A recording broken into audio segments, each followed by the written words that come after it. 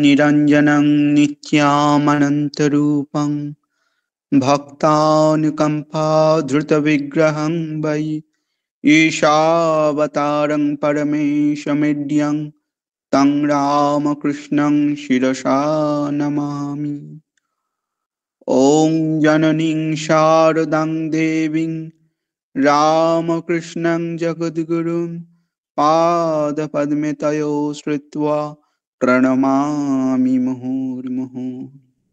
ॐ परतत्त्वे स्वदालीन रामकृष्ण समागया यो धर्म स्थापनरत বীরেশং तं নমাম্যহম। শুভ সন্ধ্যা। শ্রী শ্রী ঠাকুর, শ্রী শ্রী মা, স্বামীজি মহারাজ ও রামচন্দ্রের রাতুল চরণে ভক্তিপূর্ণ প্রণাম জানিয়ে শুরু হচ্ছে ইয়ং সোলজার্স অফ স্বামীজি আয়োজিত দ্বি-সাপ্তাহিক শিক্ষামূলক ভাষণের অনুষ্ঠান তত্ত্বমসী। উপস্থিত সকলকে আমরা স্বাগত জানাই। আজ আমাদের মধ্যে উপস্থিত আছেন পূজনীয় শ্রীমৎ স্বামী প্রবরানন্দজি মহারাজ, জলপাইগুড়ি রামকৃষ্ণ মিশন। তাকে আমরা আন্তরিক সশ্রদ্ধ প্রণাম জানাই। আজ তাঁর আলোচনার বিষয় ঠাকুর মা স্বামীজির আদর্শে জীবন গঠন। শ্রী মা একদিন বেলুর মঠের কাছে নীলাম্বর মুখার্জির বাগান বাড়িতে রয়েছেন। দেখেন ঠাকুর স্বয়ং ভাব গঙ্গা রূপে প্রবাহিত হচ্ছেন। এমন সময় স্বামীজি তত্তর করে সেই জলে নেমে দুহাত দিয়ে রামকৃষ্ণ ভাব গঙ্গা জল তুলে ছড়িয়ে দিচ্ছেন চারিদিকে, আর সেই জলে হাজার হাজার তাপদগ্ধ মানুষ মুক্ত হয়ে যাচ্ছেন। ঠাকুর যদি সূত্র হন, স্বামীজি তার ভাষ্য, আর মা তার প্রায়োগিক রূপ। একই দৈব সত্তার তিন রূপে প্রকাশ মাত্র। সারা বিশ্বে সেই দৈবী সত্তার আলো ছড়িয়ে পড়ছে দিকে দিগন্তে। সে আলো কখনো প্রেরণার, কখনো প্রেমের, কখনো জ্ঞানের, কখনো পুণ্যের, কখনো ভক্তির, কখনো শক্তির। সে আলোয় সারা বিশ্বের মানুষ আলোকিত হচ্ছে। তেমনি এক দিব্যত্রয়ীর আলোকময় ব্যক্তি পূজনীয় শ্রীমৎ স্বামী প্রবরানন্দজি মহারাজ। আমরা তত্ত্বমসী অনুষ্ঠানে তাকে পেয়ে ধন্য। তিনি ইয়ং সোলজার্স অফ স্বামীজি এবং সারদায় নারী জাগরণ দুটি সংগঠনের প্রাণ পুরুষ। তার কথা শোনা ও তার পুণ্য সান্নিধ্য অতি আনন্দের ব্যাপার। নরেন্দ্রপুর রামকৃষ্ণ মিশন, রামকৃষ্ণ সাধন কুঠি ওঙ্কারেশ্বরের পর বর্তমানে তিনি জলপাইগুড়ি রামকৃষ্ণ মিশনে সেবারত। আজ আমরা পূজনীয় মহারাজের কাছে শুনব ঠাকুর মা স্বামীজির আদর্শে জীবন গঠন। বিশেষ কিছু প্রস্তুতিও নেই, আর প্রস্তুতিরও দেখলাম অনেক জায়গায়, অনেক ঘুরে ঘুরে আসলাম ঠাকুর মা স্বামীজির কৃপায়। সারা ভারতবর্ষে অনেকটা জায়গায় ঘুরেছি, অনেক লোকের সঙ্গে সান্নিধ্য করেছি। দেখলাম পড়া তৈরি করা বিদ্যার থেকে নিজের জীবন দিয়ে বা নিজের করে যেটুকু করেছি সেটাই যদি একটু বলা যায়, সেটা মনে হয় একটু ভালো হবে। মনে হচ্ছিল যে শুরু করছি একটু। ওম স্থাপকায় চ ধর্মস্য সর্বধর্ম স্বরূপিণী অবতার বরিষ্ঠায় রামকৃষ্ণায় তে নমঃ। জননীম শারদাম দেবীম রামকৃষ্ণম জগদ্গুরুম পাদপদ্মে তয়ে স্থিত্বা প্রণমামি মুহুর্মুহুঃ। নমস্তে জ্যোতিরাজায় বিবেকানন্দ সুরে সচ্চিৎ সুখ স্বরূপায় স্বামিনে তাপহারিণী। ঠাকুরমা স্বামীজিকে প্রণাম জানাই। উপস্থিত যারা আছেন শ্রদ্ধেয় গুরুজন, তাদের চরণ কমলে প্রণাম, আর অন্যদের শ্রদ্ধা ভালোবাসা জানাই।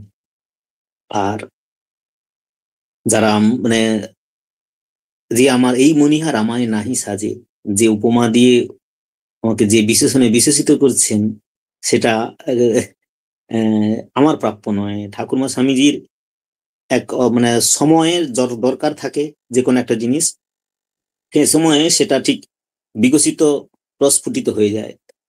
এইরকম একটা প্ল্যাটফর্ম একটা সময় দরকার ছিল, সেটা হয়ে গেছে কোনো একটা কারণে। আর সেটা এখন আপনারাই তার ধারক বাহক ধরে নিয়ে যাচ্ছেন, তার প্রাণ দিচ্ছেন, তাকে শক্তি ভক্তি দিয়ে তাকে ফুলে ফলে সাজিয়ে রাখছেন। এর প্রাপ্য সবকিছু আপনাদেরই। এখন বিষয়ে আমরা আসার চেষ্টা করছি। আমাকে দিয়েছেন, আপনারা প্রতি সপ্তাহে সারদা নারী জাগরণ করেন, খবর শুনেছি, এবং এটা দ্বিপাক্ষিক একটু করে থাকেন, এক সপ্তাহ অন্তর করে থাকেন, কন্টিনিউ করছেন, এবং জিনিসটা খুব ভালো। অনেক মহারাজদের মাতাজিদের অনেক সুবক্তাদের বক্তব্য শুনেছেন, তাদের কথা শুনেছেন, ঠাকুরমা স্বামীজির অনেক কিছু পড়া আছে, জানা আছে। ব্যাপারটা হচ্ছে কি যে আমরা দৈনন্দিন জীবনে কিভাবে ঠাকুর মা স্বামীজির জীবন গঠনে আমরা কাজে লাগাই, তাদের আদর্শে জীবনটাকে কেমন ভাবে গড়ে তুলি। তো এটা জানতে হলে আমাদের আগে একটু জানার দরকার তাদের আদর্শটা কি।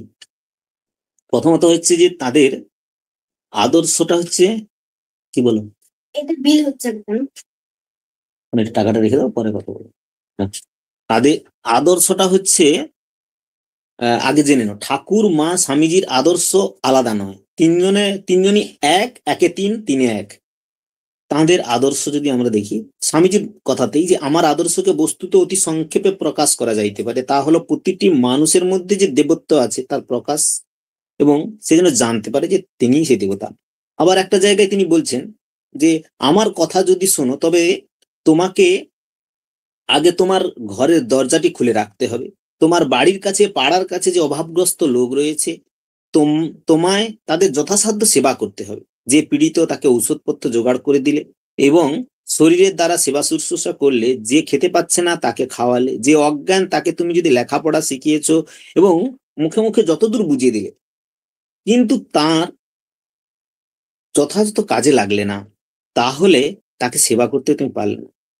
যদি তুমি তার একটু অভাবের সময় দাঁড়াতে পারো, দুমুঠো অন্ন তুলে দিতে পারো, তার যেটুকু জিনিস দরকার আছে, পরনের বস্ত্র, শিক্ষার সামান্য যে প্রয়োজনীয় জিনিস, তাকে যদি দিতে পারো, তাহলেই যথার্থ সেবা করা হলো, এবং তোমার মনেরও তুমি শান্তি পেলে। স্বামীজির একটা কবিতা সখার প্রতি, তাতেই তিনি বলেছেন, ব্রহ্মহতি কীট পরমাণু সর্বভূতে সেই প্রেমময়, মন প্রাণ শরীর অর্পণ করো, এসো কেউ সবার পায়, বহুরূপে সম্মুখে তোমা ছাড়ি কোথা খুঁজিতে ঈশ্বর, জীবে প্রেম করে যেইজন সেইজন সেবিছে ঈশ্বর। স্বামীজি সারা জীবন ঘুরে তিনি এটা বলেছেন যে দেখো, কত পাহাড় পর্বত নদী নালা খাল বিল, কত গিরি গুহা সাধু রাজা মহারাজা, সব জায়গায় ঘুরে জেনেছি জীবনে সত্য সার। শোনো বলি মরমের কথা, জেনেছি জীবনে সত্য সার, এক তৈরি করে পারাপার, সেই হচ্ছে প্রেম প্রেম প্রেম। কে কত মন্দিরে যায়, গির্জায় যায়, চার্চে যায়, কে কত সেবা করে, কার কত পাণ্ডিত্য আছে, কে কত বড় হয়েছে, তার থেকে বড় কথা সে তার হৃদয়টা কত বড় হয়েছে, সে কত জনকে মানব ভালোবাসতে পেরেছে নিঃস্বার্থ ভাবে। তাকে হয়তো কেউ নিন্দা করছে, অথচ সেই নিন্দার কোনো মানে প্রয়োজন পড়লে তাকে ফোঁস করছে, ঠিক আছে, কিন্তু তার জন্য তার বিরুদ্ধে একটা বিষোদ্গার করা, তার ভেতরে একটা রাগ হিংসা, সময় পেলে তাকে দেখে নেওয়ার যে মানসিকতা, এটুকু না রেখে যথার্থ তার কল্যাণ চেয়েও নিজেকে স্থির রাখা, এটি হচ্ছে প্রেম। জগৎ সংসারটাই এমনই, অপ্রিয় সংযোগ ঘটবে, প্রিয় বিয়োগ হবে, আবার আবার হবে কি যে প্রিয় বেশি সময় থাকবে না, অপ্রিয় যেন যাচ্ছে না, এমনটাই মনে হবে। এই সংসারের নিয়মটাই হচ্ছে এটাই। এই সংসার দুঃখময়, কারণ বলা হয়েছে যেটা আমি চাই, যা আমি চাই তা বেশি কেন, সে ক্ষণিকের জন্য থাকে, আবার সে চলে যায়, দুঃখ দেয় আমাদের। এই এর থেকে ওঠার একটাই মাত্র রাস্তা, আমাদের যে ইন্দ্রিয়গুলো বহির্মুখী, সেই বহির্মুখী ইন্দ্রিয়কে অন্তর্মুখী করতে হবে। এটি সনাতন ভারতবর্ষে ঋষিমুনি ঋষিরা অনেক তপস্যা করে তারা আবিষ্কার করেছিলেন। তারা দেখেছেন যে আমরা যদি চেষ্টা করি শান্তি খোঁজার জন্য, এবং যদি আমাদের ইন্দ্রিয়গুলো যে বহির্মুখী, সেই বহির্মুখী ইন্দ্রিয়গুলোকে যদি বাইরের দিকে আমরা চালিত করি যথেচ্ছভাবে, এবং সে উপভোগ্য দ্রব্য যদি আমার কাছে এসেও যায়, তাহলে আমি শান্তি পাবো না। শান্তি পেতে হলে করতে হবে আমাকে এটাই, যে আমাকে বাইরের দ্রব্য কতটা, মানে বাইরের জিনিসগুলোকে আমরা কতটা ত্যাগ করতে পেরেছি, আর ভেতরের আনন্দ বা শান্তি কতটা পেয়েছি। ত্যাগেই আনন্দ, ত্যাগ ও সেবা আমাদের জাতীয় আদর্শ। এই যে পরম্পরায় একটা যে সূত্র, সেটি আমাদের ঠাকুর শ্রীরামকৃষ্ণদেব দেখালেন। ঠাকুর দেখালেন ত্যাগ এবং সেবা আমাদের জাতীয় আদর্শ। সেই ত্যাগ যে যত করতে পেরেছে সে তত বড় হয়েছে। ঠাকুর এই কথাটি যে বলেছিলেন, এটি উপনিষদ প্রামাণ্য। উপনিষদে আমরা দেখি, ঈশাবাস্য উপনিষদে বলেছে, ঈশাবাস্যমিদকম সর্বম যৎকিঞ্চ জগত্তাম জগৎ তেন ত্যাক্তেন ভুঞ্জিতা মা গৃধ কস্য সিদ্ধনম। এই যে জগৎ ঈশ্বরময় হয়ে আছে, অথচ আমরা তাকে দেখতে পাচ্ছি না, তার সঙ্গে বাস করতে পারছি না, উপলব্ধি করতে পারছি না। তার একটাই কারণ, আমরা ভোগে লিপ্ত হয়ে আছি, আমারটাকে নিয়ে বেঁচে আছি। যে যতটুকু ত্যাগ করতে পেরেছে তার সান্নিধ্য ততটাই তিনি পেয়েছেন, আর যে যত বেশি ত্যাগ করতে পেরেছে সে তত বেশি আনন্দ পেয়েছে। ত্যাগে নৈব অমৃতত্ব মানস হোক। আবার এই ঈশাবাস্যতে বললেন, ত্যাগের দ্বারাই তাকেই পাওয়া যায়। কিন্তু পাচ্ছি না কেন? সেখানে আবার বলেছেন, হিরণ্ময়েন পাত্রেণ সত্যস্যাপি হিতম মুখম তত্ত্বপ্রসা নপাবৃণু সত্য ধর্মায় দিষ্টয়। হিরণ্ময় পাত্রের দ্বারা তাকে ঢেকে রেখেছেন, তাকে দেখতে দিচ্ছে না সেই সত্য বস্তুকে। সেই সত্য বস্তুকে পেতে গেলে এই যে হিরণ্ময়, অর্থাৎ এই লোভনীয় জিনিসগুলো, আমাদের ইন্দ্রিয় যে প্রলোভিত করে, সেসব জিনিসগুলো দিয়ে তাকে ঢেকে রেখেছে, তাকে দেখতে দিচ্ছে না, তাকে জানতে দিচ্ছে না। সেই হিরণ্ময় পাত্রটিকে আমরা যদি আমাদের শক্তি, এটাও একটা শক্তি প্রয়োগ করতে হবে। সেই শক্তি প্রয়োগটা কিসের দ্বারা করতে হবে? সেই শক্তি প্রয়োগটা আমাদের, সেই শক্তিটা আমাদের বৈরাগ্যের দ্বারা, ত্যাগের দ্বারা। তবেই আমরা সেই আনন্দটা আমরা পেতে পারি, শান্তিটা পেতে পারি। সেই শান্তির জন্য আমরা যত বাইরের দিকে আমরা এগোতে যাব, বাইরে আমরা সেই শান্তি পাবো না। সেই শান্তির জন্য আমাদের ভেতরে ঢুকতে হবে। আর এই যে অপূর্ব একটা সূত্র, এই ভারতবর্ষেরই আবিষ্কার। আর সেই যে আবিষ্কার করার পরে সেটি বহুত দিন অনালোচিত ছিল। সেইটি বেদের চরম তত্ত্বটি জঙ্গলে ঋষিদের গুহায়, আবার সেটি কয়েকজন ব্রাহ্মণের দ্বারা সেটি সীমাবদ্ধ হয়ে গিয়েছিল। সেই ব্রাহ্মণের ছেলেকেই যেন সেটি দেওয়া হবে, সেইটুকু নিয়েই তারা সন্তুষ্ট থাকত। এখন সেই বনের বেদান্তকে ঘরে ঘরে পৌঁছে দেওয়ার যে আহ্বান স্বামী বিবেকানন্দ দিলেন, বনের বেদান্তকে ঘরে ঘরে প্রচার করতে হবে। এই শান্তির বার্তা, এই বার্তাটি স্বামীজি দিলেন। স্বামীজি দেখলেন যে আমাদের শাস্ত্রে এত সাম্যের কথা আছে, কর্মে ব্যবধান বহু। আবার তিনি শুধু শাস্ত্রে দেখলেন তা নয়, পরিব্রাজক রূপে সারা ভারতবর্ষ ঘুরলেন।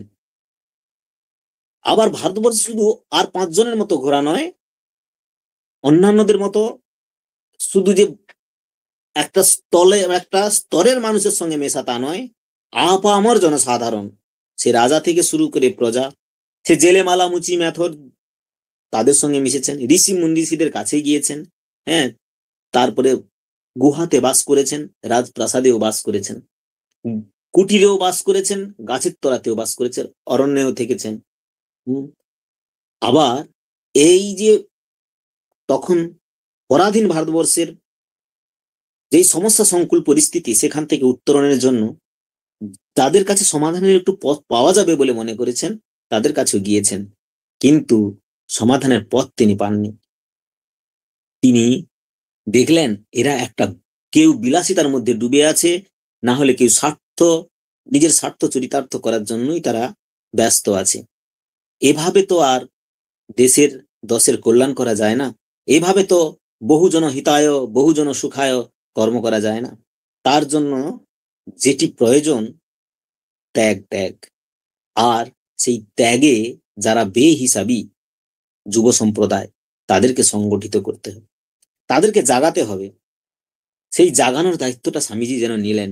সেই জন্য স্বামীজি সেই ত্যাগের মন্ত্র ছড়িয়ে দেওয়ার জন্য বিদেশ থেকে ফিরে এসে এই ভারতবর্ষের বুকে একটি যেন জ্বলন্ত আগ্নেয়পিণ্ডের মতো ঝাঁপিয়ে পড়লেন। তার যে সেই জ্বালাময়ী বাণী, তার যে সেই কথা, সেটি বই আকারে বেরিয়েছে, lectures from Colombo to Almora, ভারতে বিবেকানন্দ বাংলায়। আর সেই বক্তৃতাগুলো দিচ্ছেন ফিরে আসা বিবেকানন্দ, ফিরে আসা সৈনিক তথা সন্ন্যাসী। তাকে ভারতবর্ষ যেন তার নিজের সন্তানকে আহ্বান করছেন, তাকে সম্বর্ধনা দিচ্ছেন। আর তার প্রতি উত্তরে স্বামীজি এক একটি করে ভাষণ দিচ্ছেন। তার ভাষণের সার কথা যদি আমরা দেখি, এটাই নিজে মানুষ হও, অপরকে মানুষ হতে সাহায্য করা, বি অ্যান্ড মেক। আর man making is my mission, মানুষ তৈরি আমার কাজ। সেই জন্য তিনি বলছেন যে নিবেদিতাকে একটি চিঠি, সেই চিঠিরই কথা, তারই আদর্শ সেটাই। তিনি বলছেন, হে মহাপ্রাণ, ওঠো, জাগো, জগৎ দুঃখে পুড়ে খাগ হয়ে যাচ্ছে, তোমার কি নিদ্রা সাজে? এসো আমরা ডাকতে থাকি, যতক্ষণ না নিদ্রিত দেবতা জাগ্রত হন, যতক্ষণ না অন্তরের দেবতা বাইরের আহ্বানে সাড়া দেন। এর থেকে বড় কি আছে, এর থেকে মহত্তর আর কি হইতে পারে? এই যে ত্যাগের মন্ত্রে দীক্ষিত করছেন, এই যে আদর্শের কথা ছড়িয়ে যাচ্ছেন, যেখানে যেখানে যুবক দেখছেন, সে আমরা যদি দেখি ভারতের স্বাধীনতা সংগ্রামের জন্য যারা ছিলেন একেবারে উঁচুতলা থেকে নিচুতলা পর্যন্ত সবাইকে এক নাগাড়ে, সে জানুক আর না জানুক, মানুক বা না মানুক, স্বামীজির আদর্শকে তারা নিয়েছেন। সে হেমচন্দ্র ঘোষ, সে নেতাজি সুভাষচন্দ্র বসু, সে বিনয় বাদল দীনেশ, সে প্রফুল্ল চাকি, সে মাস্টারদা সূর্য সেন, সে হতে পারে মানে আরো যে বলে বাল গঙ্গাধর তিলক, এক নাগাড়ে তারা উপরে উপরে যারাই ছিলেন, তারা স্বামীজির আদর্শকে মেনেছেন। সে গান্ধীজি থেকে শুরু করে, রবীন্দ্রনাথ থেকে শুরু করে, হ্যাঁ, জগদীশ চন্দ্র বসু, সবাই। স্বামীজি শুধু যে এই দেশের রাজনৈতিকগত ভাবে স্বাধীনতা করার জন্য উঠে পড়ে লেগেছিলেন তা নয়, তিনি ভেবে বুঝেছিলেন যে এই স্বাধীনতা তো আমি 3 দিনের মধ্যে এনে দিতে পারি। যে কথাটা তিনি স্বামী বলেছিলেন উমেশ চন্দ্র বন্দ্যোপাধ্যায়কে, জাতীয় কংগ্রেসের প্রতিষ্ঠাতা, তাকে যেটা বলেছিলেন, 3 দিনে আমি ভারতবর্ষের স্বাধীনতা এনে দিতে পারি। কিন্তু সেই স্বাধীনতাকে রক্ষা করার মতো মানুষ আছে? মানুষ চাই, মানুষ। আর সব হইয়া যাইবে। আমি এমন মানুষ চাই যাদের পেশিসমূহ লৌহের ন্যায় দৃঢ়, স্নায়ু ইস্পাত নির্মিত, তার মধ্যে এমন একটি মন থাকবে যা বজ্রের উপাদানে গঠিত, মনুষ্যত্ব ক্ষাত্রবীর্য ব্রহ্মতেজ। সেরকম মানুষ কোথায় ভাই? মানুষ তৈরি করা আগে, মানুষ। আমরা দেখতে মানুষের মতো, কিন্তু আমাদের মধ্যে সেই মনুষ্যত্ব কি জেগেছে? আর সেই মনুষ্যত্বকে জাগানোর জন্য এখন দীর্ঘদিন ধরে 200 বছর ধরে এই ভারতবর্ষ পদদলিত, পরাধীন। তারা যেন আজকে মানে তাদের নিজেরাও স্বাধীনতা ভোগ করতে জানে না, আর অন্যকে ভোগ করতে দিতেও জানে না। সেই জন্য এই জাতিকে জাগাতে হলে স্বাধীনতার স্বাদ আগে দিতে হবে। আবার নিজে কেমন ভাবে মুক্ত হয়ে থাকতে হয়, তাঁরই আশ্বাস যদি এরা পায়, তবেই এরা বড় হতে পারে এবং অন্যকে জাগাতে পারে, অন্যকে সেই সাধ্যের সামান্য অংশটুকু দিতে পারে। সেই জন্যই স্বামীজির এই কর্মপ্রয়াস। সেই জন্যই স্বামীজি ফিরে আসার পরে অনেক রকম সংগঠন থাকলেও একটি এমন সংগঠনের দরকার ছিল, এমন একটি প্রতিষ্ঠানের দরকার ছিল, যেটি হবে জাতি ধর্ম বর্ণ নির্বিশেষে, যেটি হবে রাজনৈতিকগতভাবে মুক্ত, এমন একটি সংগঠন যে যেখানে এসে আপামর জনসাধারণ একটু শান্তির বার্তা পাবে। সেই জন্যই তিনি এই প্রতিষ্ঠা করলেন বেলুড় মঠ। সেই জন্যই প্রতিষ্ঠা করলেন রামকৃষ্ণ নামের একটি সংঘ, যার আদর্শ বলি বা উদ্দেশ্য বলি হবে বহুজন হিতায় বহুজন সুখায়, নিজেদেরকে উৎসর্গ করা। আজকে যারা সমস্ত কিছু ছেড়ে সাধু সন্ন্যাসী হয়ে এই সংঘে আছেন, শুধু যে তারা এই সংঘকে ধরে আছেন তা নয়, তাদের পেছনে একটা অদ্ভুত শক্তি কাজ করছে, যেটি হচ্ছে এই আপামর ভক্ত, আপামর জনসাধারণ, তাদের প্রার্থনা, তাদের শুভচিন্তা, তাদের কল্যাণকারী বার্তা, তাদের ভেতরের একটা আকুতি যেন এই সঙ্গকে নিয়ে যাচ্ছে। আর সর্বোপরি ঠাকুরমা স্বামীজির আশীর্বাদ, গুরু ভাইদের আশীর্বাদ, তাদের যে ভবিষ্যৎবাণী, মা বলেছেন ভয় কি বাবা, আমি তো আছি। আর ঠাকুর বলেছেন যারা এখানে এসে পড়েছে তাদের হয়ে যাবে।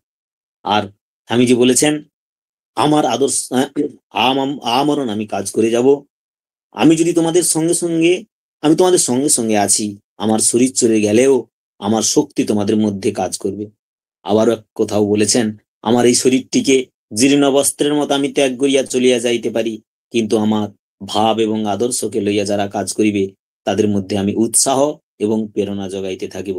আজও পর্যন্ত দেখি সত্যি নিঃস্বার্থপর ভাবে যদি আমরা কেউ কিছু একটু সামান্যতম করে থাকি, কোথা থেকে সেই উৎসাহ, কোথা থেকে সেই আনন্দ আসে।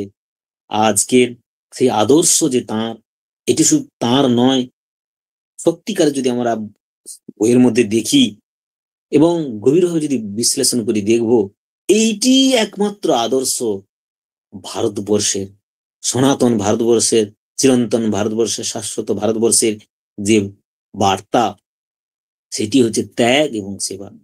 সেইটি হচ্ছে ভালোবাসো, ভালোবাসতে শেখাও, আর নিজের হৃদয়কে নির্মল করো। এই বার্তাটাই স্বামীজি সকলের কাছে দিতে চেয়েছিলেন। ঠাকুরমা স্বামীজি আজকে তারা আমাদের কাছে যেন সশরীরে নেই, কিন্তু অশরীরী ভাবে আমাদের কাছে সর্বক্ষণ আছেন, হাতে ধরিয়ে দেখিয়ে দিচ্ছেন। যদি আমরা দেখি আজকে যে এই কোথাও বন্যা হয়ে গেল, দুর্ভিক্ষ, খরা, মহামারী, প্লেগ, আবার কোথাও দেখছি এই মানে এই কত রকম ধরনের হচ্ছে আজকে পরিবেশে, আজ সমাজে চারিদিকে কত ধর্ম নিয়ে, রাজনীতি নিয়ে কত কিছু হচ্ছে। এর থেকে বেরোনোর আর পথ কোথায়, আর শান্তি কোথায়? স্বামীজি সেদিন 1893 খ্রিস্টাব্দে ধর্ম মহাসভায় দাঁড়িয়ে যেই বক্তৃতাটি দিয়েছিলেন, বিবাদ নয়, সহায়তা, বিরোধ নয়, মানে যেই তিনি শান্তির বার্তা দিয়েছেন, আজ থেকে যে ঘন্টা বাজলো সেই ঘন্টা সমাপ্তির ঘন্টা হোক, তবে আমরা শান্তি পেতে পারি।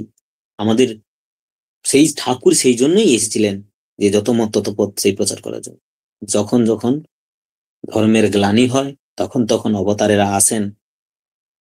তিনি এসেছেন, এই যে বার্তাটা দিয়েছেন, তাহলে আসার পরেও এমন হচ্ছে কেন, যদি আমাদের প্রশ্ন জাগে যে একটা বড় জোয়ার আসার পরে, ভাটা হওয়ার পরে যখন জোয়ার আসে প্রথমটা ঘোলা থাকে, তারপরে আবার জোয়ার আসে, সমস্ত অন্ধকারের পেছনে আলো আছে, সমস্ত দুঃখের পরে একটা আনন্দ আছে। আর হতাশ হওয়ার কোনো কারণ নেই। তারা আছেন, তারা আমাদেরকে মানে আশীর্বাদ করছেন, তারা তারা নেই এমনটা হতে পারে না। শুধু আমাদের নিজেদের মধ্যের যে জড়তা, নিজেদের মধ্যের যে সংকীর্ণতা আছে, সেটি যদি কাটাতে পারি, তাহলেই তার সান্নিধ্য, তার পবিত্র উষ্ণ মানে আস্বাদন আমরা পেতে পারি। সেই জন্য যে যেখানে যেমন ভাবে কাজ করছেন দেখবেন, করে যান, তাহলে আনন্দ পাবেন। শুধু জ্ঞান দেওয়া নয়, নিজে একটু আধটু মানে করার সুযোগ হয়েছে, করছি, দেখছি, সত্যি আনন্দ পাওয়া যায়। আপনারা যারা যারা এখানে করছেন, আমাদের সত্যি আপনাদেরকে যারা আছেন, আমি প্রায় সবাইকে চিনি এখানে, আশা করি। তো আপনারা নিশ্চয়ই করে দেখছেন যে আনন্দ সত্যি পাওয়া যায়। আমরা একটা একই পরিবার, হ্যাঁ, বসুধৈব কুটুম্বকম। এ শুধু শাস্ত্রের কথা নয়, একটু পরিচয় হয়ে গেলে, একটু এ হলে কিরকম আনন্দ লাগে, তাই না? আসুন আমরা সবাই মিলেমিশে থাকি, আমাদের নিজেদের মধ্যে যে যে যতটুকু পারি ত্যাগ করতে শিখি। কি আর করবো ত্যাগ? রাগ, দেশ, হিংসা, এইগুলোই ত্যাগ করাটাই বড় ত্যাগ। আবার সংগ্রাম চলছে, জীবন সংগ্রাম অনন্ত, ভেতরের মধ্যে কাম, ক্রোধ, লোভ, মোহ, মদ, মাশ্চর্য, এই ষড়রিপু আমাদেরকে আষ্টে পিষ্টে বেঁধে রেখেছে।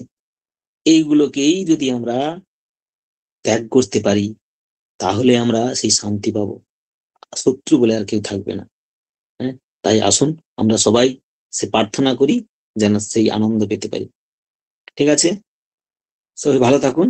এবারে আর যদি কিছু জানার থাকে একটু কথা বলুন নিজেদের মধ্যে, ব্যাস যেটুকু জানি বলার চেষ্টা করুন। ওম শান্তি শান্তি শান্তি, হরি ওম তৎসৎ। শ্রী রামকৃষ্ণ।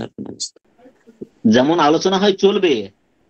এখন আপনারা বলুন, এই ঠাকুরমা স্বামীজির আদর্শকে নিয়ে কেমন ভাবে জীবন গঠন করা যায়। আমি আমার মতো করে একটা ভেবে বললাম, আপনারাও বলুন। তাই না? আপনারা তো কি মনে হয় এর থেকে আরো কি কি পয়েন্ট করা যেতে পারে বা কি কি বলা যেতে পারে?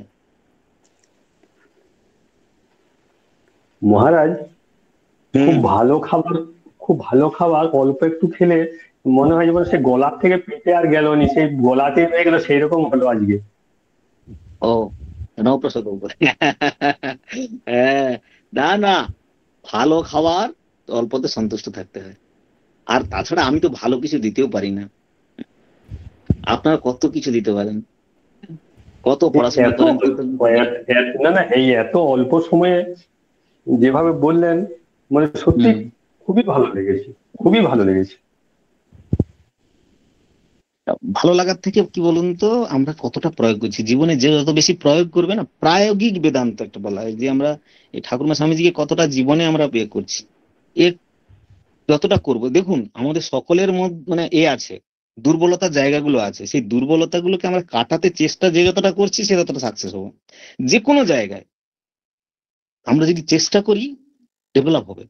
সংগ্রামী জীবন বলছে, এই সংগ্রাম এটা কে কতটা করছে নিজের সঙ্গে, কালকের থেকে আরেকটু ভালো হওয়া, আরেকটু ভালো হওয়া, আরেকটু ভালো হওয়া। কার মধ্যে দোষ নেই, সবার মধ্যে দোষ আছে, অথচ কে আত্মসমীক্ষা করতে লেগেছে, শুরুটা কে করেছে, যে শুরু করছে সে তার টেস্ট পেয়ে গেছে, সে আরেকটু এগোতে শুরু করছে। সেই টেস্ট আমরা যদি না পাই তাহলে, আর পাবেই, না পাই বলে কোনো কথা নেই। এখানে যারাই আসবে, যারাই এখানে যুক্ত হবে, যারা এসেছে, যারা আসেনি, যারা আসবে, তাদের প্রতি সকলের প্রতি তো মায়ের আশীর্বাদ আছে।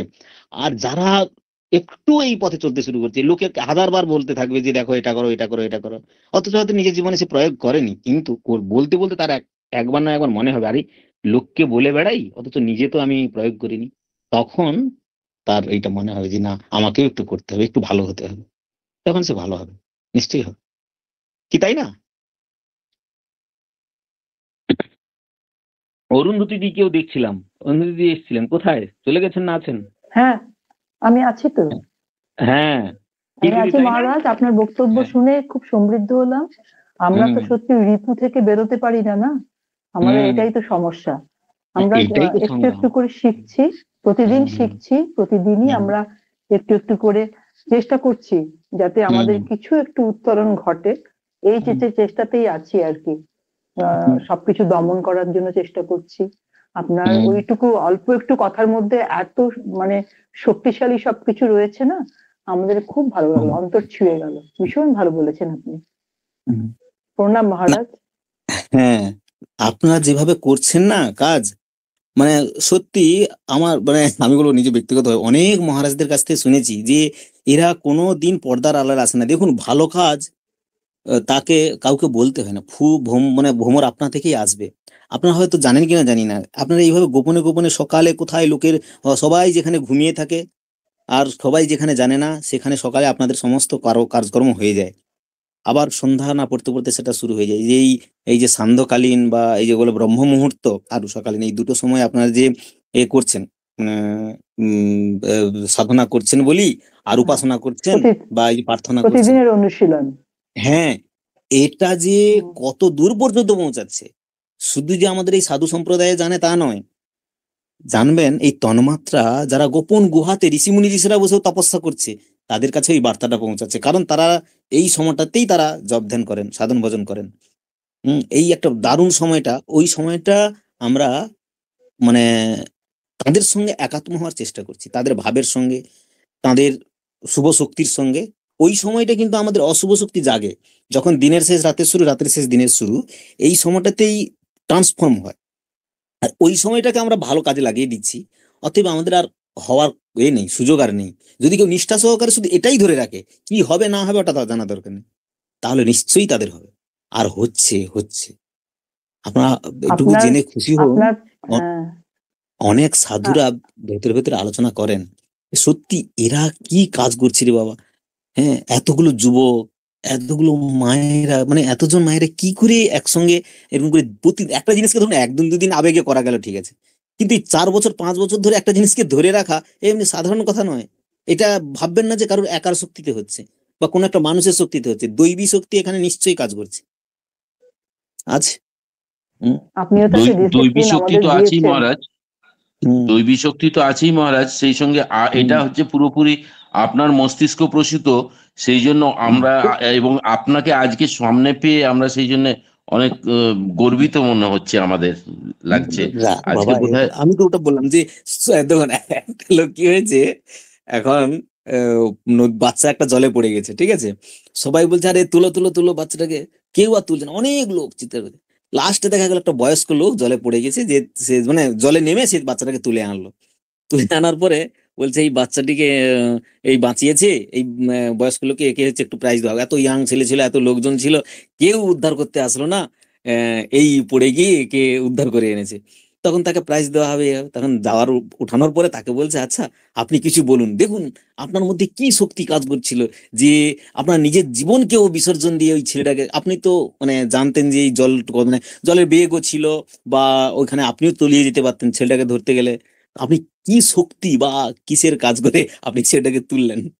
সেই বয়স্ক লোকটি বলছে আমি আগে জানতে চাই সবার সামনে, আমি যখন ওখানে দাঁড়িয়েছিলাম আমার পেছন থেকে লাঠিটা কে মেরেছিল। মানে সে নিজে থেকে পড়তে চায়নি, কে ফেলে দিয়েছে তাকে। তারপরে এখন বেচারি কি করবে, তাকে তখন ধরে সে তুলে আনলো আর কি। এইরকম মানে মজাটা এই যে তখন আসলে আমি তো খুব শান্ত ছেলে, আপনারা যারা আমাকে কাছে থেকে দেখেছেন জানেন, খুব চঞ্চল, খুব আর সেই সময় আমি প্রচুর কাজে থাকতাম। এদিকে যখন নরেন্দ্রপুরে ছিলাম এদিকে হোস্টেল দেখতাম, এদিকে মেনটেনেন্স দেখতাম, ওদিকে আবার কলেজের অনেক রকম কাজ ছিল, একটা বিল্ডিংও হচ্ছিল। ওই সময় সন্ন্যাস হয়েছে মাত্র সদ্য সদ্য, তারপরে ওদিকে করোনার জন্য সব বন্ধ। এই কর্মচঞ্চলতাটাকে কোথা দিয়ে আর বেরোবে, একটা পথ খুঁজছিল। হ্যাঁ, তখন সেই পথ বুঝি এইরকম ভাবে একটা কাজে ব্যস্ত থাকা, কম্পিউটার নিয়ে একটু ব্যস্ত থাকতাম। তারপরে ভাবলাম কিছু জনকে, এতগুলো যুবক আসে একসঙ্গে পাঠচক্র বন্ধ হয়ে গেল, তাদের সঙ্গে একটু কথা বলি, এই ফোন নিয়ে ব্যস্ত থাকতাম, তাদের সঙ্গে কথা বলতাম, ভাবতে ভাবতে এই গুগল মিটের স্বপ্ন আসা, গুগল মিট থেকে ছেলেদেরকে আগে সংগঠিত করা, করতে করতে ছেলেদের সঙ্গে মায়েরাও আসলেন, তারপরে ভাবা গেল মায়েদের একটা আলাদা করে হোক, সেই না হতে হতে ছেলেরাও আসলো আলাদা করে, মায়েরাও আসলো, এই করতে করতে তখন শুরুতে যারা ছিলেন এই অনেকে জানেন যে 100 ছাড়িয়ে গিয়েছিল, 150 ছাড়িয়ে যেত। তখন আমাদের একটা ভাবনা হলো যে কিভাবে এটাকে এতজনকে একসঙ্গে আনা যাবে, তো তারপরে জুম নিয়ে 500 জনের করা যায় কিনা। হ্যাঁ, তারপরে একটা এমন একটা কিছু করা হোক, তারপরে সে টোমেন নেওয়া, এসব অনেক কিছু হয়েছিল। হতে হতে যে ওখানে কে যেটা লেখা আছে সেটা ওখানে, হ্যাঁ, তো তারপরে এদিকে ব্যবসাও চলছে আর কি। তো তারপরে আহ কি হলো, এই করে তো দেখো হলো, তো সে যা হোক, এই করতে করতে আপনারা তারপরে ধরে নিয়েছেন, ব্যাস এখন চলছে যে এখন যেন ছাঁকনিতে ছাকার মতো, যারা যাদের মধ্যে একটু সার আছে তারা হবে। মাকে একবার একজন বলেছিল, মা বলেছেন তো যে যারা এখানে এসেছে তাদের সকলের হবে, তাদের সকলের হবে, বলছে দেখো ওটার পরে আরেকটাও কথাও আছে, কলা গাছ, কলা আর কি কি গাছ বলেছিল বাদে, কারণ ওদের সার নেই, ওদের ওদের তো হবে না। হ্যাঁ, সেই জন্য সার কিছু একসঙ্গে যখন কিছু একটা শুরু হবে অনেকে আসবে, কিছু কিছু জিনিস থেকে যাবে, কয়েকজন থেকে যাবে। এখন যেন সেই ছাঁকনিতে ছাঁকার মতো যারা থাকার তারা থেকেছেন, এবং এর পরে পরে আরো আসবেন, তার সত্যি যে জিনিসটা ভালো, যে জিনিসটা তারা নিশ্চয়ই নেবেন, জানতেও পারবেন, তারা ভালো হবেন। ঠিক আছে, আপনারা যারা করেছেন বা করে যাচ্ছেন, ঠাকুরমা স্বামীজির কাছে তাদের আতুল চরণে আমরা প্রার্থনা করি, আপনাদের সকলের কল্যাণ হোক, আপনাদের পরিবারের, আপনাদের আত্মীয় স্বজনদের তাদের কল্যাণ হোক। ঠাকুরমা স্বামীজি আপনাদেরকে আশীর্বাদ করুন, তাদের আশীর্বাদ বর্ষিত হোক আপনাদের পরিবারের সকলের উপরে, আপনাদেরকে কেন্দ্র করে যারা আছে তাদের সকলের কল্যাণ হোক। আমি প্রার্থনা করি, আমি যখন এই আমাদের দেখবেন যারা আমাদের মানে পরিবারভূত, আমরা দীক্ষিত বলি বা আমরা যারা এই মহামণ্ডলে আসি, বা যারাই হচ্ছে এই ইয়ং সোলজার্স বা আছে, তাদের কাছে একটাই প্রার্থনা করতে বলা হয় যে প্রার্থনা করবেন শুধু নিজের নয়, জগতের সকলের মঙ্গল হোক, সবাই সুখে থাকুক, শান্তিতে থাকুক, এই যে প্রার্থনা। তারপরে দেখবেন তাদের মুখগুলো দেখার চেষ্টা করবেন, যারা যাদেরকে আপনি ভালোবাসেন, সে আমাদের সংঘের প্রেসিডেন্ট, ভাইস প্রেসিডেন্ট, যারা যারা সংঘ চালাচ্ছেন, যারা সেক্রেটারিরা আছেন, যারা সাধু ব্রহ্মচারী, আবার যারা অগণিত যেই ভক্তরা আছেন, যারা মানে নিঃস্বার্থপর ভাবে কাজ করে যাচ্ছেন, যারা পয়সার বিনিময়ে কাজ করছে, বা যারা মানে পর্দার আড়ালে কোনোদিন আসেননি, তাদের সকলের কল্যাণ হোক, তাদের মুখগুলোর কথার চিন্তা করবেন। যারা মানে অসুস্থ আছেন, যারা অশান্তিতে আছেন, তাদের কল্যাণ হোক। যেখানে যেখানে যারা মানে মানে কি করছে, শাসক এবং শাসিত, মানে যারা শোষণ করছেন এবং যারা শোষিত হচ্ছে, দুজনেরই কল্যাণ হোক। আজকে যে সারা বিশ্ব জুড়ে যেন একটা কিরকম পরিবেশ তৈরি হচ্ছে, কিন্তু ভয় পাওয়ার কিছু নেই। হ্যাঁ, সমস্ত অন্ধকারের পেছনে একটা আলোর আভা আছে। সমস্ত দিক মানে রাতির শেষে আবার দিন আসে। পুরো মেঘ যখন আবার কেটে যায়, আবার সব ঠিক হয়ে যায়।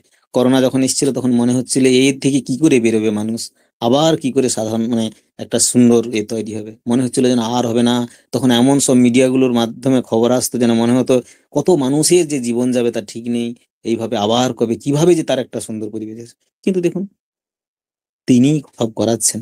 স্বামীজি যখন এই ক্ষীর ভবানীর মন্দিরের কাছে গিয়েছেন না, মা বলছেন যে দেখ, আমি তো মানে তুই আমাকে রক্ষা করিস না, আমি তোকে রক্ষা করি। এটুকু যেদিন বোধ হবে, তবে এটুকু বোধ করে নিয়ে আমরা কি বসে থাকবো? পুরুষ আকারেও জাগানোর দরকার আছে। হ্যাঁ, একটা মানে আমি কেন শোষিত হব? আমি যখন বলতে ফোঁস করতে ছাড়বি না, ঠাকুর বলে গেছেন ফোঁস করতে শেখো। যেখানে তোমার একটা সময় আছে, পুরুষ আকারও জাগাও, ফোঁসটাও করো, না হলে তোমাকে শোষিত হতে হবে। শোষণ মানে তার শিকার হতে হবে। হ্যাঁ, একসঙ্গে থাকুন আর এক পথে চলুন, এক ভাব নিয়ে থাকুন, তাহলে দেখুন সুন্দর হবে। ঝাঁটার কাঠিগুলো যখন একসঙ্গে থাকে তখন ঝাড়ু হয়, একটা যখন হয়ে যায় তখন সেটা আবর্জনা হয়ে যায়। সেই জন্য আমরা একসঙ্গে থাকি। হ্যাঁ, আবার সমস্ত নদী, যে নদী বা যে পুকুর, তার যোগ থাকবে নদীর সঙ্গে বা একটা বড় কিছুর সঙ্গে, তার জল কখনো শুকোয় না। তেমনি করে আমরা যে যেখানে বসে থাকি, সে যদি একবার সাগরের মানে সাগর দ্বীপের ওখানে এক থাকতে পারে, সে যদি দিল্লিতেও থাকে, সে যদি আমেরিকাও থাকে, সে যদি একেবারে মানে গিরি গুহার মধ্যে থাকে, সে কন্যাকুমারী থেকে ভারত যে কোনো জায়গায় থাকুক, যদি এরকম একটা বিশাল বড় বৃক্ষের মতো বা বিশাল বড় একটা সংঘ, রামকৃষ্ণ সংঘ, তার সঙ্গে যদি যুক্ত থাকেন, তাহলে তাদের মধ্যে ভাবের আর অভাব হবে না, তাদের অশান্তি কখনো হবে না। তো সেই জন্য তাদের কাছে প্রার্থনা মানে করি ঠাকুরমা স্বামীজির কাছে, আপনাদের যারাই একটু ভাব নিয়েছেন আপনাদেরকে ধরে থাকুক। হ্যাঁ, ঠিক আছে, ভালো থাকবেন। হ্যাঁ সব মহারাজ, কথাটাই মেনে আমরা নিলাম, সব কথাটাই মেনে নিলাম, তবে ওই ফোঁস কথাটা কিন্তু মানতে পারলাম না। কারণ ওই ফোঁস খেতে হবে, হুম? মানে এত মার খেতে হবে। ফোঁস করলাম তো, অন্যায় বিরুদ্ধে ফোঁস করলাম, কিন্তু এমন মার খেতে হবে যে আর মানে জীবন রক্ষা করা দায় হয়ে উঠবে। পরিবেশ পরিস্থিতি দেখে ফোঁস করতে হবে। যেখানে সেখানে ফোঁস করে, যেখানে ফোঁস করলে ভাবলে যে এখানে অনেক লোকের হাতে লাঠি আছে, আমি ফোঁস করলে আমাকে মেরে দেবে, হ্যাঁ, তো সেখানে ফোঁস করা দরকার নেই। বিদ্যাসাগরের বাড়িতে একবার চোর পড়েছিল, বিদ্যাসাগর কি করছে, পেছনের দরজাতে পালিয়ে গেছে। তখন পরের দিন তাকে ধরে এনে লোকে নিয়ে এসছে, তখন বলছে, কি ব্যাপার, আপনার বাড়িতে চোর পড়েছিল, আপনি তো খুব সাহসের কথা বলেন, তো তারপর সামনে এসে মুখোমুখি হতে পারতেন, পেছনের দরজাতে পালালেন কেন? বলছে পালিয়েছিলাম বলে আজকে আপনাদের সামনে এসে, নাহলে মেরে পিঠে আমার হাড় গোড় ভেঙে দিত। ঠিক আছে, এখন আবার পরিবেশের সময় তখন মুখোমুখি হতে হয়। যখন দেখা গেল অশুভ শক্তির শক্তিটা বেশি, তখন শুভ শক্তিকে একটু চুপ থাকতে হয়, সময় আসে। ভগবান শ্রীকৃষ্ণ যখন এসেছিলেন তখন মাত্র 5 জন ছিল পঞ্চপাণ্ডব, আর তার বিরুদ্ধে কত অশুভ শক্তি। কিন্তু এটুকু জানতেন যে যেখানে শুভ শক্তি আছে, যেখানে কৃষ্ণ আছে, সেখানে বিজয় আছে, যেখানে শুভ শক্তি আছে সেখানে জয় আছে, ভালোর জয় হবেই, এটুকু নিশ্চিত। এটুকু ভরসা বিশ্বাস তো করতেই হবে। ভগবান শ্রীকৃষ্ণ ওই জন্য বলছেন না অর্জুনকে, যখন বলছে দেখো আহ, ইয়ে ওই যে সরসজ্জায় বসে সরসজ্জায় পড়ে কেন কাঁদছে, আহ, আহ, ভীষ্ম কেন কাঁদছে, হ্যাঁ আমি তো বুঝতে পারছি না। তখন অর্জুনের মনে এই প্রশ্ন জেগেছে, তখন ভগবান শ্রীকৃষ্ণ বললেন যে যাও গিয়ে প্রশ্ন করো। তখন গিয়েছে, গিয়ে বলতে আচ্ছা কাঁদছেন কেন, খুব কষ্ট হচ্ছে বুঝিয়ে। তখন ভীষ্ম বললেন, আমি দেখো এই সরসজ্জায় বসে আছি বা পড়ে আছি, এর জন্য আমার একটু কষ্ট হচ্ছে না। কেন কষ্ট হচ্ছে জানো? এই ভেবে কষ্ট হচ্ছে যে ভগবান স্বয়ং এই পঞ্চপাণ্ডবের সঙ্গে সঙ্গে সদা থেকেছে, এক মুহূর্ত চোখের আড়াল করেন। কিন্তু দেখো এদের দুঃখের শেষ নেই, এরা মানে সব সময় এরা দুঃখ পেয়ে গেছে, সেই জন্যই কষ্ট পাচ্ছি। সেজন্য আপনারা ভাববেন না ঠাকুরকে নিয়ে আছি, ঠাকুরকে নিয়ে চিন্তা করি, অথচ কেন আমরা সেই দুঃখ থেকে বেরোতে পারলাম না। এটুকু ঠিক, যারা যত উচ্চ তোমার হৃদয় তত দুঃখ জানিও নিশ্চয়, এটা স্বামীজির কথা, সকারপতি কবিতাতে আছে। উচ্চ যত হৃদয় হবে, যার যত বেশি বলো ভালোবাসা হবে তার হৃদয়তে দুঃখ আসবে। যে পাথর যার হৃদয়ে আছে তার কখনো দুঃখ হয় কি? তার চোখ দিয়ে জল বেরোয় কি? তার মধ্যে স্নেহ বলে কিছু আছে, মায়া মমতা বলে কিছু আছে? থাকে হয়তো সামান্য, অনেক ঠুক্কর খাওয়ার পর যদি একটু বেরোয়, কিন্তু তাদেরই চোখ দিয়ে জল পড়ে, তাদেরই হৃদয় কেঁদে ওঠে সামান্য কিছু দুঃখ দেখলে। তারা একটু স্থির থাকতে পারেন না। একটা গাছেরও যদি কষ্ট হয় তখন ভাবতে হবে তার হৃদয়টা বড় হয়েছে, ভালোবাসাটা তার বাড়ছে। ঠিক আছে, সীমাদি কি বলছিলেন? হ্যাঁ মহারাজ, প্রণাম নেবেন।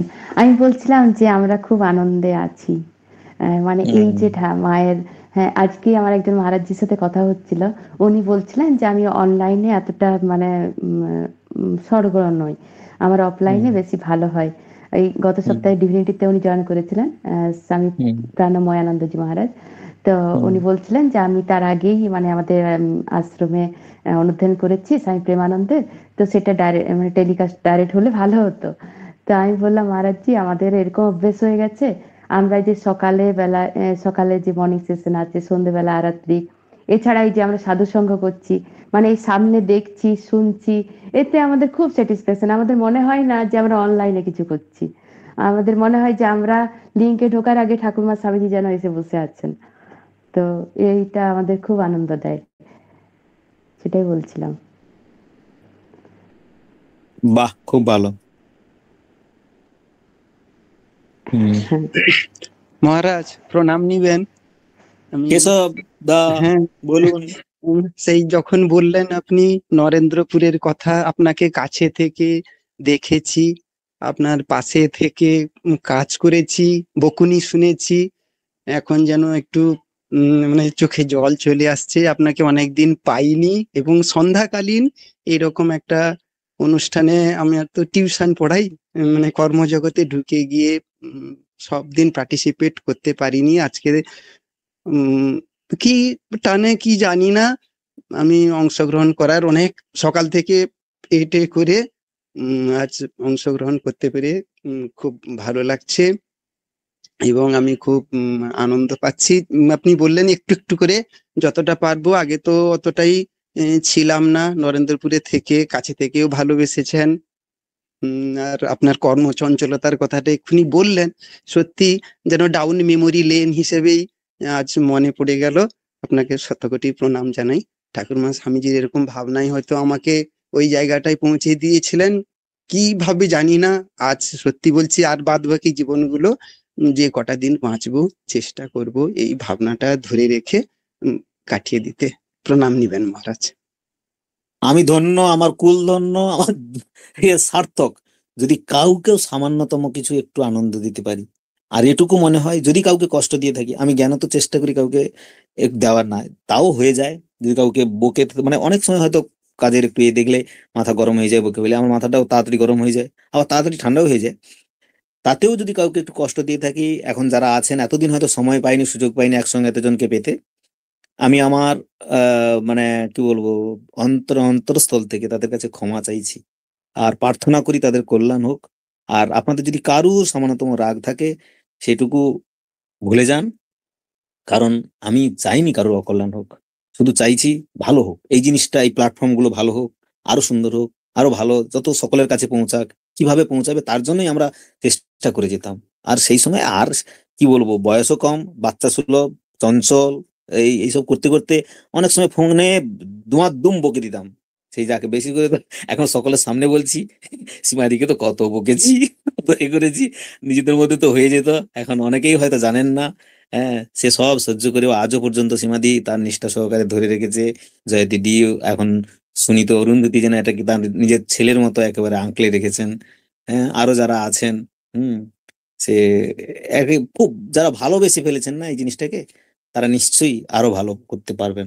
নিশ্চয়ই আপনাদের প্রার্থনা করি আপনাদের আরো শ্রীবৃদ্ধি হোক, কল্যাণ হোক, শক্তি সাহস বুদ্ধি দিক আপনাদেরকে। ঠিক আছে, তাহলে না আর কে কিছু বলবেন? না না, মহারাজ, প্রথাগত আবার আসবেন। সুমন ভাই, আমি তো এখান থেকে রিটার্ন নিয়েছি। প্রণাম মহারাজ। মঙ্গলবাবু থাকতে হবে। এই তো মঙ্গলবাবু এই জিনিসটা এদিকে ছেলেদেরকে নিয়ে আগলে আছেন। দেখা যায় নাকি শুনলাম দিনে দিনে অনেক কমে গেছে ছেলেরা, কিন্তু হতাশ হবেন না। হ্যাঁ, দুধের দোকানে খরিদ্দারকে আসে না, তাকে অ্যানাউন্স করতে হয়। মদের দোকানে ও গোপনে থাকলেও লোক খবর পেয়ে যায়। হ্যাঁ, কিন্তু দেখুন দুধ খেলে হৃষ্টপুষ্ট হয়, শরীর বৃদ্ধি হয়, আর ও খেলে নেশা হয়, একদিন ধ্বংস হয়। হ্যাঁ, সেই জন্য হতাশ হবে না, ভালো জিনিস তার এইরকম ভাবেই তার এটা হয়। পূর্ণশেষ বাবু কেমন আছেন? হ্যাঁ মহারাজ প্রণাম, ভালো আছি মহারাজ। রামপ্রসাদ আপনার বাবু শরীর ভালো আছে? হ্যাঁ হ্যাঁ হ্যাঁ। আচ্ছা, ওই বাংলাদেশ আমি থেকে কেউ আছে নাকি? মহারাজ আমি তো পি দেখছি চ্যাটার্জি দেখেছি। নয়ডা থেকে বলছে ও এসব আচ্ছা, আমি নয়ডা থেকে। ভলেন্টিয়ার্সদের সঙ্গে একটু বুড়ো লোক আর কি থাকে, হ্যাঁ। That is the thing. শুনুন, বুড়োটা বয়সে হয় না, হয় না, মনে মনে আপনি যুবক আছেন। সেই আর কি। তো আমি নয়ডা থেকে জয়েন মনে মনে করেছি। থাকুন। আমি অ্যাকচুয়ালি এখানে লোকাল ভাবপ্রচার সমিতির সেক্রেটারি, তো সেই হিসেবে বাহ, খানিকটা বাহ। ইন্টারেস্ট আছে এগুলো শোনার, তো সেই বাকি শুনি এবং আপনি আসুন। হ্যাঁ পুরো পরিবার শুনছি। হ্যাঁ, মঙ্গলবাবু, আপনাদের কাছে আমার একটা আকুতি। হ্যাঁ, বলুন, আপনারা একটু এই সবাই গর্জন পেলাম। আমাকে একটু আশীর্বাদ করে দিন তো, একটু আশীর্বাদ করে দিন। ওর মাথাটা ভগবান। যাতে ঠান্ডা থাকে, হ্যাঁ, ভালো সাধু হতে পারি যেন। অভিবাবু, আপনাকে মুখটা দেখি একটু। হ্যাঁ, বাহ। আচ্ছা অভিবাবু, আর একটু চুলটা রেখেছেন কেন? আমাদের মতো মুন্ডন করে নিন। বীরবাবুরও হয়ে গেছে, দেখছেন কতটা হলো মুন্ডন। হ্যাঁ মহারাজ। আচ্ছা, হ্যাঁ। সুপর্ণা, তুমি কি করছো? সুপর্ণা নাকি, তুমি কি করছো এখন? মহারাজ জি, আমি আমিটি ইউনিভার্সিটি লখনউতে অ্যাসিস্ট্যান্ট প্রফেসর। আচ্ছা, সাবজেক্ট? আমার হচ্ছে science education, life science education. আচ্ছা, তুমি ওই সারদা নারী জাগরণে যোগ দাও, ওই সীমা দিয়ে ওনারা থাকেন, অরুণাবতী এরা সব আছেন, ভালো লাগবে। অবশ্যই। বাবা এখানে আছে, তুমি ওখানে করো। আর ওটা আগে নিজে ভালো লাগো, তারপরে অন্যদের ছড়িয়ে দেবে। হ্যাঁ, তাহলে আর শান্তনু ডাকুয়া কে? হ্যালো মহারাজ, হ্যাঁ বলুন। আপনার শরীর ভালো আছে? হ্যাঁ, পুরো ফিট, দেখতে পাচ্ছেন না? ঠিক আছে। হ্যাঁ, অনিস কেমন আছে? ভালো থাকবেন। মহারাজ, অনিস কেমন আছে? অনিস পরে কথা বলবো। ও এখানে বসে আছে।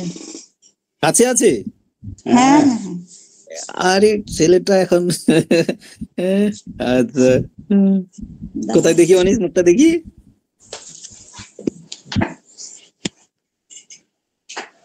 প্রণাম মহারাজ। তোমার সে বোল্ডনেসটা কোথায় গেল? হ্যাঁ ভাই, হারাবে না কখনো, হতাশ হবে না। একটা ঘটনা বলি তাহলে। একটি ছেলে ওই নন্দীগ্রামেরই, মানে নন্দীগ্রাম বলতে আমাদের চণ্ডীপুর আশ্রম আছে, চণ্ডীপুর আশ্রমের ঠিক বিপরীত দিকে, মানে উল্টো দিকে একটা বাড়ি আছে। সেই বাড়ির একটি ছেলে ক্লাস 9-এ পড়ে, যখন তার ক্যান্সার ধরা পড়ে, তখন সেই তার বাবার অনেক স্বপ্ন, তার একটাই ছেলে, তার বাবা মা বা কিছু একটা বড় মনে কাজ করতেন। এখানে কেউ মনে চণ্ডীপুরের কাছাকাছি কেউ আছে কি, বা জানবে হয়তো। তো ঘটনাটা আমি বলি তারপরে, যে সেই ছেলেটি কি করে, প্রচুর টাকা, তার বাবার অনেক স্বপ্ন ছিল ছেলেকে নিয়ে। যেই ক্যান্সার ধরা পড়েছে, সেই তার বাবা আর ডাক্তার বলে দিয়েছে বেশি দিন বাঁচবে না, 5-6 মাসের বেশি আর বাঁচতে পারবে না। তখন সে কি করে, তার বাবা মা তাকে না বলে, তা মানে জানে তো যে আর কার জন্য এত কিছু যে রোজগার করছি, কি করবো, সেই ছেলের কোনো অভাব রাখেনি, যেটাই চাইতো দিয়ে দিত, যেখানে খুশি যেত। এই করতে করতে কোনো না কোনো ভাবে সেই ছেলেটি খবর পেয়ে যায় যে তার ক্যান্সার হয়েছে, সে আর বেশি দিন বাঁচবে না। কিন্তু তার মধ্যে কোনো হতাশা দেখা যায়নি। সে কি করতো, তার বাবা, যেহেতু সে বাবাকে যা বলতো দিয়ে দিত, তার একটু ভালোবাসা ছিল সব বন্ধুদের প্রতি। কার জামা নেই, প্যান্ট নেই, জুতো নেই, বই নেই, সে তার বাবাকে বলতো, তার বাবা এগুলো কিনে দিত। তো ছেলে যেই 6 মাস বাঁচবে একটু যেন আনন্দে থাকে, সেই জন্য সে বন্ধুদের সঙ্গে খুব আনন্দে থাকতো। এবং তার বাবা মা যতটুকু টিফিন বানিয়ে দিতেন স্কুলের জন্য, আরো বেশি করে দিতে শুরু করলেন। এই করতে করতে অনেক ছেলে মেয়েকে এইসব বইপত্র, জামা এইসব দেওয়া শুরু করেছিলেন। করতে করতে তারপরে বছরের একটা দিন শুরু করলেন যে তার অনেককে ডেকে এনে অনেকের বইপত্র এগুলো সব কিনে দেবে। ছেলেটি 6 মাস বাঁচার কথা ছিল, সে 6 মাস নয়, আরো সুন্দর করে বেঁচে থাকলো 1 বছর 2 বছর, মানে 9-এ পড়তো, 10-এ 11, 12, কলেজ পর্যন্ত বেঁচে থাকলো। কলেজ পর্যন্ত বেশ সুন্দরী ছিল, এবং অনেক ছেলে মেয়েকে এরকম বই দেওয়া বা অনেক কিছু সেবা করে যাচ্ছে, তার বাবা মারও আনন্দ, ছেলেটির আনন্দ। কিন্তু মানে দৈব দুর্বিপাকে হোক বা তার এই জগতের ইহকর্ম সমাপ্ত হয়ে গেল হোক, যাই হোক, সে কলেজে পড়তে পড়তে তার শরীর চলে যায়। শরীর যখন যায়, তার বাবা মার মানে ততটা দুঃখ হয়নি। দুঃখটা যতটা হয় তখন হতো যদি 9 বা 10 চলে যেত। তার বাবার কাছ থেকে শোনা আর কি। বলছে যে ততটা দুঃখ হয়নি, তার কারণ একটাই, যখন তার ছেলে চলে যায়, তার বাবা তার আগেই সপ্তর্ষি, ছেলেটির নাম ছিল সপ্তর্ষি, মানে নামে একটা বড় খুলেছে, মানে দান ছত্র, ওইটা কি অ্যাপয়েন্টমেন্ট, এখন বিল্ডিংটার নামই সপ্তর্ষি। ওখানে যে যাবে অভাবে থাকলে মানে কিছু একটা করে ও তাকে দেওয়ার একটা করে দিয়ে গেছে। ওই চণ্ডীপুর আসনের উল্টো দিকে বাড়িতে আছে। তো সেই সপ্তর্ষি নামে সপ্তর্ষি গেস্ট হাউস লেখা, ওইটা কি? গেস্ট হাউস হয়তো করেছে, কিন্তু সপ্তর্ষির নামে বিয়ে করেছে। বিল্ডিংটা ওই মাল্টি স্পেশালিটি হসপিটালের কাছাকাছি। মহারাজ সমাপিকার ওখানে বাড়ি। কার বাড়ি? কাছাকাছি। এই সমাপিকা যে আপনার সাথে কথা বলছে। ও আচ্ছা আচ্ছা, কোথায় বাড়ি আপনার? আমার ওখানে কাছে নয়, খেজুরি কলাগিছিয়া। আচ্ছা আচ্ছা, খেজুরি আছে। হ্যাঁ, তো তারপরে উনি ওইটা করেন। তো বলে যে আমার একটা ছেলে জন্য গেছে, কিন্তু আমার আজকে অনেক ছেলে মেয়ে হয়ে গেছে। সে তার জন্য আমার মানে এদের জন্যই খুব আনন্দ হয় যে এত ছেলে মেয়েকে আমি পেয়েছি এখন। হ্যাঁ, সে দেখুন এই একটি ছেলের জন্য সে এত ছেলে পেয়েছে। সেজন্য দেখুন, ভালোবাসলে অনেককে পাবেন, অনেকেই মানে তার আপনাদের সময় আসবে, মনে হবে যেন আমাদের কাছে কেউ নেই। সত্যিকার যদি ভালোবাসা যায় না, অনেকেই কাছে আছে, অনেকেই আমার শুভ চিন্তা করে। হ্যাঁ, করেন না আপনারা? আমার শুভ চিন্তা করেন না? আমাদের যারা আছে পরস্পর করি না? নিশ্চয়ই। আর প্রার্থনার শক্তি প্রচুর, সেটা তার কাছে পর্যন্ত পৌঁছাবেই। করুন, আপনি সবাই প্রার্থনা করুন, করছেন, ঠিক আছে। এই সপ্তর্ষি নামে আমি একটু সবাইকে ইনভাইট করছি। প্রতি বছর 4 এপ্রিল এই সপ্তর্ষি নামে সমস্ত রকমের দান দান করে কাউকে, মানে ওই 4 এপ্রিল বিশাল খাওয়া দাওয়া। হ্যাঁ, 4 এপ্রিল ওনার সঙ্গে পরিচয় আছে? হ্যাঁ, ভালোভাবে পরিচয় আছে। ও, তাহলে তুমি করবে ওনার নাম্বারটা নিয়ে বা কিছু করে কোথাও করবে, ঠিক আছে। আচ্ছা, আপনাদের মনে হয় সময় পেরিয়ে যাচ্ছে। আপনারা আজকে যারা উপস্থিত আছেন সবাইকে ইনভাইট করছি 4 এপ্রিলের জন্য। আপনারা আসুন, ভালো করে খোঁজ নাও, কি দেয় না দেয়, কি করে, তখন সেটা তখন জানাবে। মহারাজ, আমাদের আরেকটু বাকি আছে প্রোগ্রামটা মহারাজ, এবার একটু আমি জানি। হ্যাঁ, করো তাহলে, সেটা চেক করো, কারণ আমি অনেক সময় বকর করে দিলাম। আচ্ছা, ঠিক আছে। আর কার সঙ্গে হলো না, যদি কথা বলতে চান বলতে পারেন, না হলে এবার আপনারা এগিয়ে যান। ঠিক আছে, ভালো থাকবেন সবাই। ঠিক আছে, আমরা তত্ত্বমসী অনুষ্ঠানের প্রায় শেষের দিকে। এখন ধন্যবাদ জ্ঞাপন করবেন পূর্ণশশী হালদার মহাশয়। ইয়ং সোলজার্স অফ স্বামীজির পক্ষ থেকে শ্রীমৎ স্বামী প্রবরানন্দ মহারাজজিকে আমার ভক্তিপূর্ণ সশ্রদ্ধ প্রণাম জানাই। মহারাজকে প্রণাম জানানো এবং কৃতজ্ঞতা জানানো ছাড়া আমাদের আর কোনো সামর্থ্যই নেই। সব থেকে বড় কথা, মহারাজ আমাদের প্রিয় চন্দন মহারাজ। আমি অনেক বছরখানেক পরেই যোগ দিয়েছি, কিন্তু যখনই ওনার কথা শুনেছি মনের মধ্যে একটা পজিটিভ থিঙ্কিং এসেছে। এই জিনিসটা আমি ওই সময় বুঝতে পেরেছিলাম, যখন জলপাইগুড়িতে একটা ক্রাইসিস চলছিল। সেই সময় বিভিন্ন প্রতিষ্ঠান থেকে অনেক রকম খারাপ মন্তব্য করা হচ্ছিল, যারা ওইরকম আক্রমণ করেছিল আশ্রমে। কিন্তু মহারাজ সেই সময় ওই রকম পরিস্থিতিতে আমারও মনে হয়েছিল যেন আমি কিছু ইউটিউবে বলি এর বিরুদ্ধে, কিন্তু মহারাজের কথাটা শুনে আমার মনে ওই জিনিসটা হয়েছিল যে না, সবসময় ওইভাবে সাইলেন্ট থাকারও একটা আছে, তার শক্তি আছে। মহারাজ সেটা মানা করেছিলেন। খুব শান্ত থাকার যে একটা সুন্দর পথ। মহারাজ মনে আছে আপনার ওই জলপাইগুড়িতে ওই যে আশ্রমে গন্ডগোল হয়েছিল? হ্যাঁ হ্যাঁ হ্যাঁ হ্যাঁ, সেই সময় আপনি এই জিনিসটা বলেছিলেন, খুব ভালো জিনিস। এবং আমাদেরকে এইভাবে সব সময় গাইড করবেন এবং আমরা যেন সঠিক পথে চলতে পারি। আমরা তো ঠাকুর মা স্বামীজিকে অতখানি ধরতে পারবো না, আপনাদের এই জীবনগুলোকে দেখেই আমাদের যতটুকু শিক্ষা হয়। আমি ঠাকুর মা স্বামীজির কাছে প্রার্থনা করব, যারা আমাদের সঙ্গে যুক্ত আছেন, ছোট ছোট ভাই এবং মায়েদের গ্রুপরাও যারা এই সঙ্গে যুক্ত থেকে নিজেদেরকে সমৃদ্ধ করছেন, তারা যেন আরো আরো সমৃদ্ধ হন, এই প্রার্থনা করি। জয় ঠাকুর, জয় মা, জয় স্বামীজি। মহারাজ, আমার একটা আবদার আছে। আমি সমাপ্তি সঙ্গীত শুনবো, কিন্তু তার আগে আপনার কণ্ঠে যদি একটু গান শুনি, সেই গানটা, সেই আমি সাধে কি রামকৃষ্ণ পুজি, একটু ওরে যদি আল্লাহ, দেখো কয়েকটা লাইন গান। এটা মানে আমার তো গলা কি সুন্দর তুমি জানো, এইবারে পাবলিকলি আমাকে গান করতে বলে কি হবে কাণ্ড। হ্যাঁ, দু লাইন অন্তত। যদিও একটা সুবিধা আছে যে এখানে মারতে পারবে না, অনেক পেছনে, মানে অনেক দূরে আছি মোবাইলে তো। আচ্ছা শোনো, আমার পুরো গানটার লাইন গুলো মনে নেই, একটু মনে আছে। আমার হোস্টেলের ছেলেগুলো আমার সামনে এসে দাঁড়িয়েও আছে, এরা যদি মেরে ফেলে দুম করে আমার ভয় আছে। আবার একটা ভালো গান করে একটা ছেলে তো সামনেই দাঁড়িয়ে আছে। ঠিক আছে, অসুবিধা নেই, আমি যখন বললে 2 লাইন ফেলে করার চেষ্টা করছি।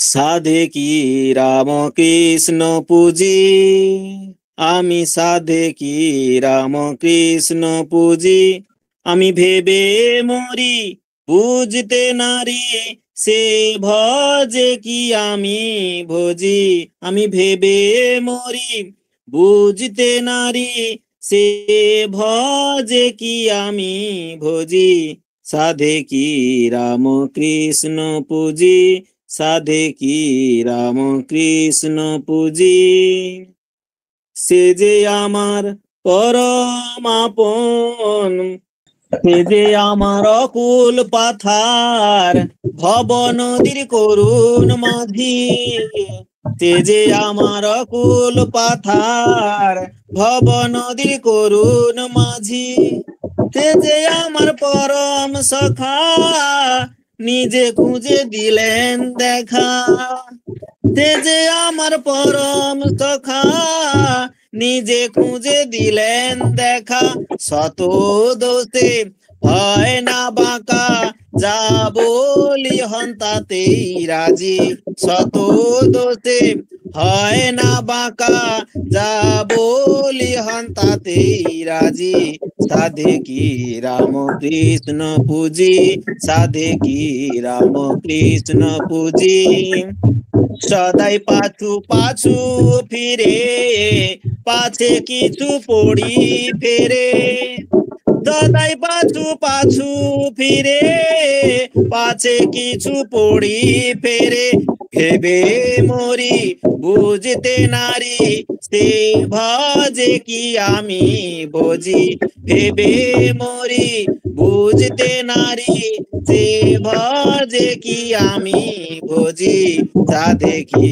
রাম কৃষ্ণ পুজি, সাধে কি রাম কৃষ্ণ পুজি, সে যে আমার অতি আপন, প্রাণের মতন করেন যতন, সে যে আমার অতি আপন, প্রাণের মতন করেন যতন, এ আর এমন সুহৃদ সুজন, যেমন আমার রাম কৃষ্ণ জি, এ আর এমন সুহৃদ সুজন, যেমন আমার রাম কৃষ্ণ জি, সাধে কি রাম কৃষ্ণ পুজি, আমি সাধে কি রাম কৃষ্ণ পুজি, সে যে আমার অকুল পাথার, ভব নদীর করুণ মাঝি, সে যে আমার অকুল পাথার, ভব নদীর করুণ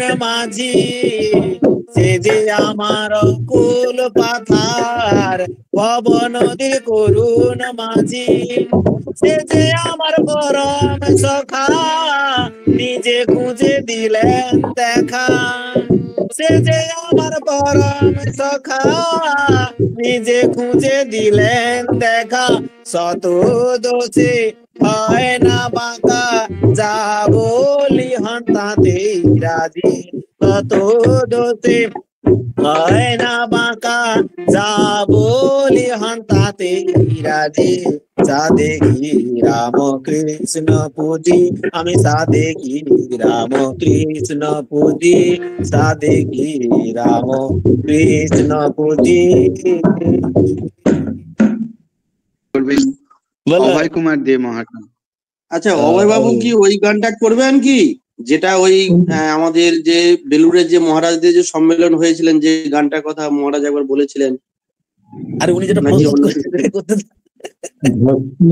অনুপ জালোটার সেই মহারাজের সাবস্ক্রাইব গানটা, ভক্ত প্রিয়া তু ভক্ত বৎসলা, রাম কৃষ্ণ তু ভক্ত সখা তু भक्त प्रिया तू भक्त वत्सला, राम कृष्ण तू सबके स्वामी अंतर्यामी, कृपा करो हम दीन भिखारी, कृपा करो हम दीन भिखारी, कृपा करो हम दीन भिखारी।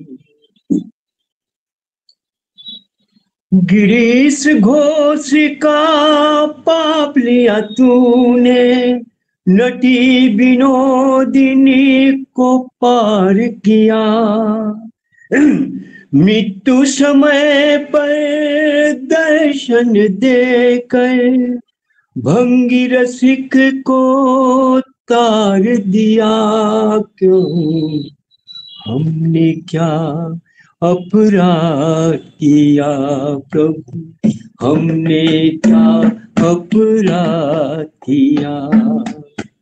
भक्त सखा तू भक्त प्रिया तू भक्त वत्सला, राम कृष्ण तू। भक्त जनों का संशय तुमने स्पर्श मात्र से दूर किया, किसी की जीवा पर किसी के कान में महामंत्र प्रदान किया। प्रभु हमने क्या अपराध किया प्रभु, हमने क्या अपराध किया। भक्त सखा तू भक्त प्रिया तू भक्त वत्सला, राम कृष्ण तू। काशीपुर को आश्रय करके भक्त हृदय तू जीत लिया, किसी को समाधि किसी को दर्शन, किसी को स्वरूप साक्षात किया। प्रभु हमने क्या अपराध किया प्रभु, हमने क्या अपराध किया। भक्ति सखा तू भक्त प्रिया तू भक्त वत्सला, राम कृष्ण तू सबके स्वामी अंतर्यामी, कृपा करो हम दीन भिखारी, कृपा करो हम दीन भिखारी। भक्ति सखा तू भक्ति प्रिया तू भक्त वत्सला, राम কৃষ্ণ তু। মহারাজ এখন অব্দি আপনি যা তো বলে গেলেন, এক একটা কথা আমি শুনছি আর ভাবছি এই গানটা গাইবো, আবার কিছু হচ্ছে আবার ওই গানটা গাইবো। সবার মধ্যে একটাই বুঝলাম, সেইটাই বলা যেতে পারে कि सुनो रे प्यारे भाई, प्रभु के भरोसे हाँ पुकारी, हरि के भरोसे हाको गाड़ी, गुरु के भरोसे हाको गाड़ी, प्रभु के भरोसे हाको गाड़ी। ना जाने कब टूट पड़े माथे पे काले कुठारी, प्रभु के भरोसे हाको गाड़ी। सुनो रे प्यारे भाई, प्रभु के भरोसे हाको गाड़ी, हरि के भरोसे हाको गाड़ी।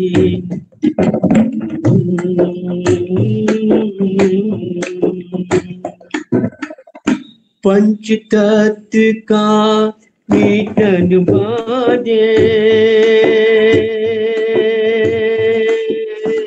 जिसका नाम है काया हो, जिसका नाम है काया हो, रहे इस घर में मिलजुल कर सब, देकर सांस किराया हो, देकर सांस किराया। जब लुट जाएगी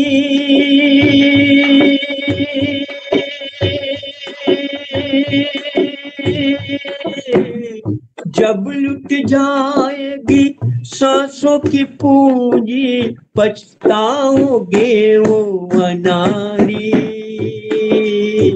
हरि के भरोसे हाको गाड़ी, गुरु के भरोसे हाको गाड़ी, प्रभु के भरोसे हाको गाड़ी।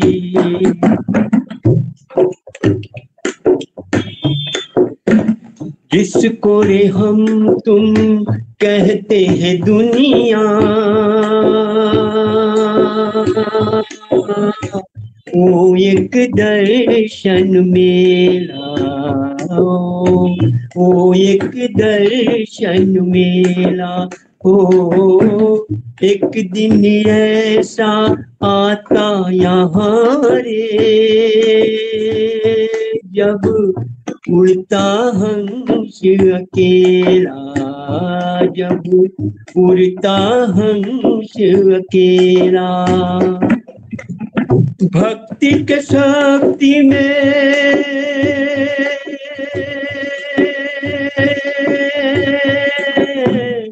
भक्ति के शक्ति से हर लो रे जीवन, यही है मुक्ति की नारी, प्रभु के भरोसे हाको गाड़ी, गुरु के भरोसे हाको गाड़ी, हरि के भरोसे हाको गाड़ी। सुनो रे प्यारे भाई, प्रभु के भरोसे हाको गाड़ी, हरि के भरोसे हाको गाड़ी, गुरु के भरोसे हाको गाड़ी, प्रभु के भरोसे हाको गाड़ी, प्रभु के भरोसे हाको गाड़ी हो, प्रभु के भरोसे हाको गाड़ी। জয় ঠাকুর, জয় মা, জয় স্বামী। সুমন দা, এরপর মহারাজজি খাওয়ার পাবেন না কিন্তু। সকলকে উপস্থিত থাকার জন্য অনেক অনেক ধন্যবাদ। মহারাজজিকে আমরা আবারও প্রণাম জানাই। আমাদের মাঝে তিনি মাঝে মাঝে এরকম এসে আমাদেরকে আরো প্রেরণা দিক, উৎসাহিত করুন আর আশীর্বাদ করুন, আমরা যেন ঠাকুর মা স্বামীজির শ্রীচরণে এই জীবনটা এই ভালো করে কাটাতে পারি, এই আশীর্বাদ। সকলকে শুভরাত্রি জানিয়ে আজকের ইয়ং সোলজার সব স্বামীজি থেকে তত্ত্বমসী অনুষ্ঠান সমাপ্ত হচ্ছে। जय श्री गुरु महाराज जी की जय, जय महामाई की जय। जय स्वामी जी महाराज जी की जय। जय गंगा माई की जय। ओम शांति शांति शांति। हरि ओम तत्सत्। श्री राम कृष्णाय अर्पणमस्तु।